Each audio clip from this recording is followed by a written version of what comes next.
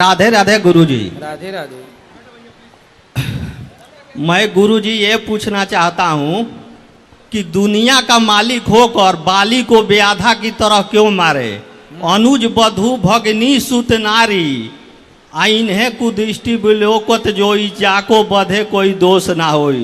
बाली ये सब पशु पक्षी में कोई किसी के साथ रहे ये सब नहीं देखा जाता, लेकिन एक परमात्मा होकर दो भाइयों के झगड़े में क्यों व्याधा की तरह मार दिए? भक्तों का मन इस पर डिसमिस होता है। क्या डिसमिस हो गया? बाली में कोई दोष नहीं था। अच्छा, आपकी पत्नी को कोई रख ले तो आप कहेंगे कि भाई तेरा कोई दोष नहीं है? ये गुरुजी ये इंसानों में देखा जाता है। बांदर कोई डॉगी के साथ रह जाए। अरे वो सामान्य बंदर नहीं था। सामान्य बंदर कोई रावण को कांख में दबा सकता था क्या? यदि बाली को आप बंदर मानते हैं सामान्य, तो क्या कोई सामान्य बंदर रावण को कांख में दबा सकता था? फिर भी पशु था ना, पशु था ना। पशु था, वो देवता देवपुत्र है, देवताओं के अंश से उत्पन्न हुआ है, सूर्य भगवान के अंश से उत्पन्न हुआ है। इंद्र के अंश से उत्पन्न हुआ है, तो इंद्र का पुत्र है, मतलब वो देवताओं का पुत्र है। हनुमान जी जैसे बानर रूप में है, बानर नहीं है।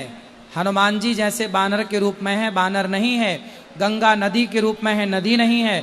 उसी तरह बाली बानर के रूप में है, बाली बंदर नहीं है। सामान्य बंदर होता तो राम जी क्यों मारते? और सुनो, बंदर कभी राजा बनता है, पर बाली तो किष्किंधा के राजा थे ना। तो सामान्य बंदर थोड़ी रावण को कांख में दबा सकता था। इसलिए राम जी ने बाली को इसलिए मारा क्योंकि वह गलत था। अनुज बधू भगनी सुतनारी सुन छठ कन्या सम ऐचारी इन्हीं को दृष्टि विलोकं जोई ताहि बधे कछु पाप न होई। इनको पापियों को मार देना सही है। और राम जी ने सुग्रीव को वचन दे दिया था कि सुन सुग्रीव मारी हूँ बाल ही ये कही बाण ब्रह्म रुद्र शरणागत गए न उवरी हई प्राण। एक बाण से मारूंगा बाली को मैं, ऐसा राम जी ने वचन दिया था। तो अब राम जी यदि वचन नहीं पूरा करते, बाली को नहीं मारते, तो सुग्रीव क्या बोलता कि अच्छा आपने बाली से दोस्ती कर ली, नहीं मारा, तो मित्रता कलंकित हो जाती। तो मित्रता बाली, कहीं सुग्रीव मित्रता को कलंकित ना आरोप लगाए कलंक का। इसलिए राम जी ने कहा कि लोग यही तो कहेंगे छिपके क्यों मारा, मार देता हूं।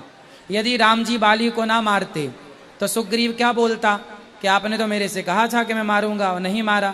तो फिर वो क्या बोलता? मित्रता कलंकित होती कि नहीं?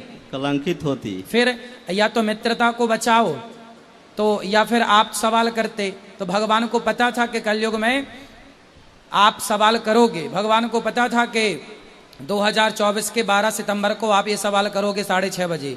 तो भगवान ने इसलिए कलंकित मित्रता को ना होने दिया और आपको ही सवाल उठाने का अवसर दिया कि आप सवाल करते रहना, हम पे उंगलियां उठाते रहना, लेकिन हम मित्रता को कलंकित नहीं होने देंगे।